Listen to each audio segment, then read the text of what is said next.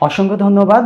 দর্শকদের উদ্দেশ্যে বলতে চাই, RDH একাডেমি অফ বিউটিফিকেশন বাংলাদেশে অসংখ্য নারীদেরকে বিউটিফিকেশনের উপর তারা ট্রেনিং দিচ্ছে।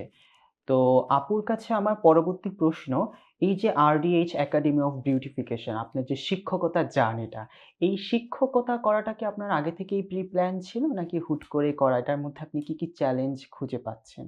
মোটেও প্ল্যান ছিল না। টিচার হওয়ার কোনো ইচ্ছাই আমার ছিল না। কারণ টিচারদের অনেক কষ্ট করতে হয়। স্টুডেন্টদেরকে পড়াতে হলে নিজেকে পড়তে হয়, নিজেকে পরীক্ষা দিতে হয়।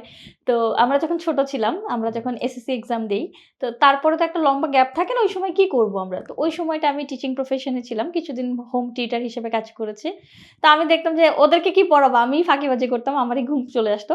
বাট তারপরে স্টুডেন্টরা কেমনে যেন পাস করে যেত। বাট যখন এই প্রফেশন এ এলাম, প্যাশনটাকে প্রফেশন করলাম, তখন দেখলাম যে কাজ করতে গিয়ে অনেক প্রবলেমের ফেস আমাকে করতে হয়েছে, যেটার কোনো অ্যান্সার আমি খুঁজে পাচ্ছিলাম না।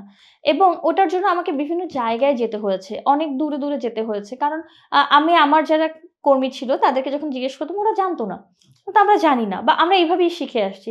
তো এরপরে যখন আমি শিখলাম, শিখতে গিয়ে আমি একটা জায়গায় আ একদিন রিয়ালাইজ করলাম যে আমি যেমন শিখছি এত দূর দূরান্তে গিয়ে শিখছি এবং বর্তমানে বাংলাদেশ ডিজিটালাইজড হচ্ছে। তাহলে কেন না এই জ্ঞানটাকে আমি আমার মধ্যে সীমাবদ্ধ না রেখে সবাইকে ছড়িয়ে দিই। তারপরে আসলে একটা সময় আমি টিচিং প্রফেশন মানে বিউটিফিকেশন এর টিচিং প্রফেশন এ চলে এলাম। কিন্তু আমি এখনো নিজেকে টিচার হিসেবে বলি না। আমি বলি যে আমি একজন মেন্টর। আমি হচ্ছে গাইডলাইন দেই। আমি বলে দেই যে তুমি কিভাবে কাজটা করবা, কোন প্রবলেমের তুমি মাল্টিপল সলিউশন বের করবা বা কি ধরনের প্রবলেম তুমি ফেস করতে পারো, এই ধরনের জিনিসগুলোকে আমি শেখাই। হাতের কাজ যেটা, এটা যে কেউ শিখতে পারে। এটা YouTube দেখেও শেখা যায়।